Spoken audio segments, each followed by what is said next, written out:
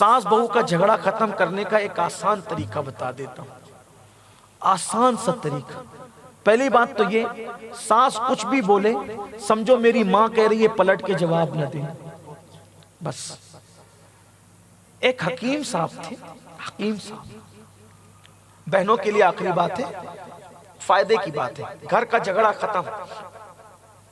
ایک حکیم صاحب تھے، ان کے دوست کی ایک لڑکی تھی، اس کی ساس تھی بڑی ٹیڑے مزاج کی۔ اب ٹیڑے مزاج کی تھی تو بہو تو بہت کوئی سیدھی ہوتی بھی نہیں ہے نا۔ ایک مرتبہ ایک شخص نے اپنی بیوی سے پوچھا کہ دنیا کی سب سے خوش نصیب عورت کون ہے؟ تو اس کی بیوی نے بلا تکلف کہا حضرت حوا۔ سب سے خوش نصیب عورت دنیا کی کون ہے؟ حضرت۔ تو شوہر نے پوچھا وہ کیسے؟ کہا اس لیے کہ ان کی ساس نہیں تھی، اس لیے وہ خوش نصیب عورت۔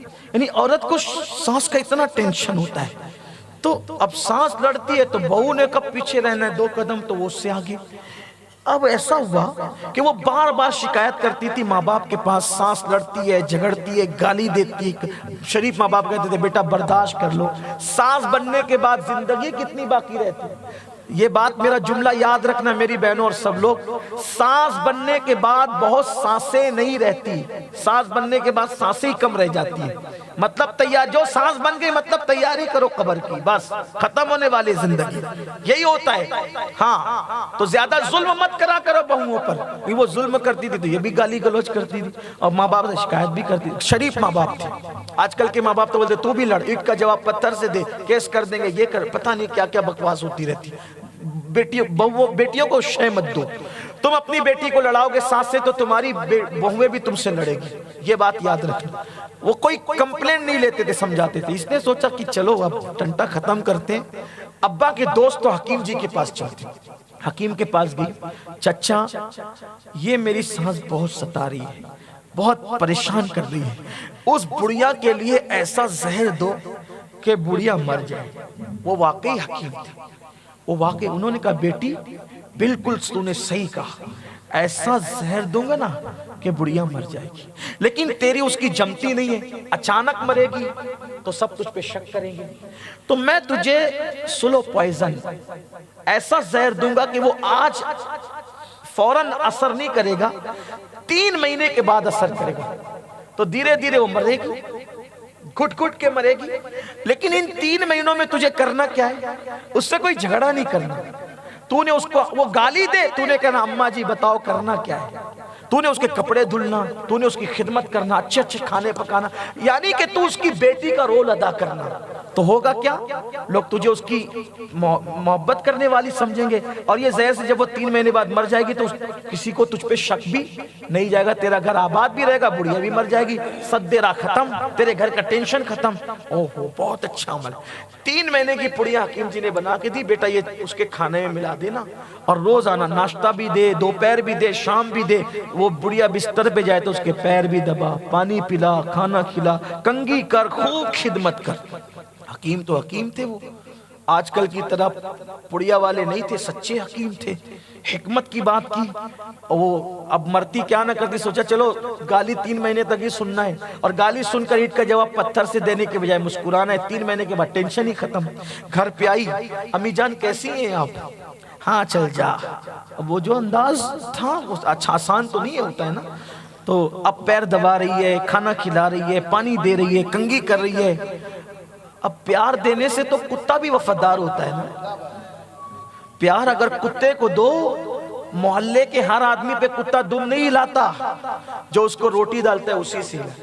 ایک بات زندگی میں یاد رکھنا، جب بھی نفرت اور محبت کی جنگ ہوگی تو نفرتیں کبھی نہیں جیتے گی، جیتنا ہمیشہ محبت کو ہے۔ جو تمہیں نفرت دے تم اسے پیار دو، نفرت دینے والا ہار جائے گا، پیار دینے والا جیت جائے گا۔ اس لیے محبت دو، محبت پاؤ گے۔ اس نے سوچا 3 مہینے بعد ٹینشن ہی ختم ہونے، بہت خدمت کرتی تھی۔ بڑھیا نے 2-3 دن میں سوچا کب تک میں اس پہ ظلم کروں گی، میری بہو بیٹی کا رول ادا کر رہی ہے، اس کے دل سے بھی بغض ختم ہونے لگا۔ اب 15 دن کے اندر اندر یہ ماں بیٹی کی طرح ہو گئی۔ یہ تو مکر کر رہی تھی، لیکن وہاں سچا پیار تھا. اب بہو کے بغیر یہ نہیں رہتی, بیٹیا ادھر آؤ, بیٹی ادھر آؤ, یہ کیسے کرے, وہ کیسے کرے.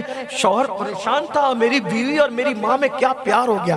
اب یہ چند دنوں تک مکر کرتی رہی, لیکن شوہر بیوی جو ساس تھی اس کا سچا پیار دیکھا تو اس کے دل سے بھی مکر نکلنے لگا اور سچی محبت پیدا ہو گئی. اب یہ بیٹی کا رول ادا کر رہی, وہ ماں کا رول ادا کر رہی, یہ میکے جانا بھی چھوڑ دیا, ساس سے اتنا پیار ہو گیا. اس کو خیال آیا, ارے اب 2 مہینے بعد تو میری ساس مر جائے گی. فوراً 1 مہینے کے بعد دوڑتی بھاگتی پہنچی, حکیم چچا چچا رحم کرو, کرم کرو. کہا بیٹیا کیا ہو گیا. کہا میں نے تو وہ پڑیا کھلائی, اس کو خدمت بھی کی, لیکن میری سانس مجھ سے بہت پیار کرنے لگی. جب میں پیر دبانے لگی, کھانا کھلانے لگی, کپڑے دھلنے لگی, کنگھی وہ بہت پیار کرنے. چچا میری سانس اب مرنا نہیں چاہیے, کیونکہ ہمارے درمیان پیار ہو گیا, مرنا نہیں چاہیے چچا, کسی طرح میری سانس کو بچا لو. حکیم نے مسکرا کر کہا بیٹی میں جانتا تھا, میں جانتا تھا تو اچھا سلوک کرے گی تو وہ تجھ سے پیار کرنے لگے گی, تو ٹیڑھی رہتی تو وہ بھی ٹیڑھی رہتی, کوئی ایک کو اچھا بننا پڑتا ہے. میں نے تجھے زہر نہیں دیا تھا, تیرا دل بہلانے کے لیے, تیرے دل کی تسلی کے لیے ایسے ہی پڑیا بنا کر کے دے دی تھی. جا تیری سانس مرے گی نہیں, انشاءاللہ وہ جیے گی, جاؤ پیار سے رہو. میں بھی آپ کو یہی پڑی دے رہا ہوں, اگر آپ کی سانس گالی دے آپ اس کے پیر دباؤ, وہ تمہیں گالی دے تم چپ رہو, خاموش رہو, خاموش رہو. بلکہ ایک تعویذ بھی لیتے ہوئے جاؤ.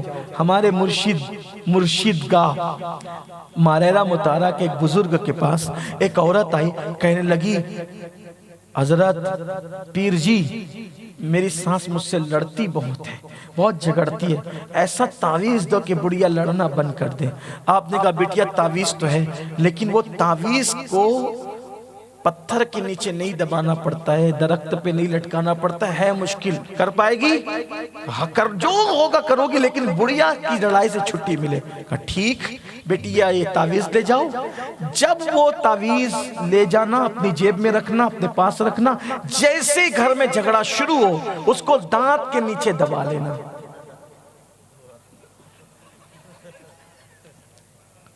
اور جتنی گالی وہ دے اتنی زور سے دبانا, جھگڑا ختم ہو. بس لے گئی, جیسے بڑھیا نے جھگڑا شروع کیا دانت کے نیچے دبایا. اب جب اس نے دانت کے نیچے دبایا تو یہ جواب کب دے گی؟ یہی تو بات ہے نا, اس نے کب جواب دینا ہے؟ وہ جیسے جیسے گالی دیتی بڑھیا ویسے ویسے یہ زور سے دباتی.